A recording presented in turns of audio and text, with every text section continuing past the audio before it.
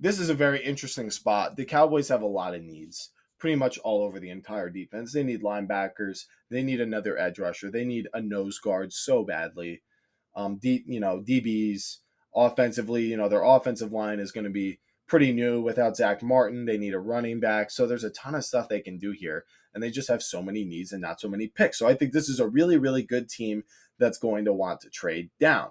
Now, who on earth would want to move up to 12? Well, if you take a look at the up and coming teams and what their needs are and how that might scare another team, I'm looking at the Buccaneers, who have Levante David, who is very, very old and honestly surprised me coming back this year, since most of us thought he was going to retire.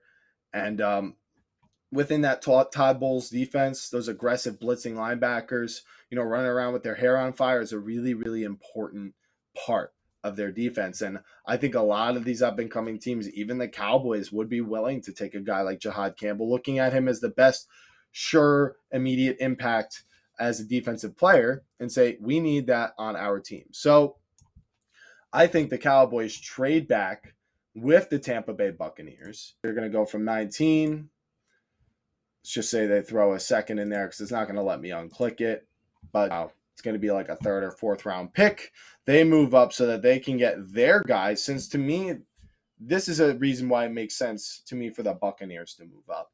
They do have some needs, like they could use a corner, like they could use a guy like Will Johnson. They could have maybe risked the biscuit and see if he fell to them.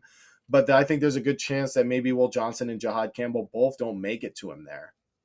So if they really want to get their guy and they think they are close to making an NFC championship or a Super Bowl, then you got to make a move like this to be aggressive and go get your guy, because you're further down the draft board than these other teams are who have those similar needs. So I think it makes sense for them to move up and get Jihad Campbell.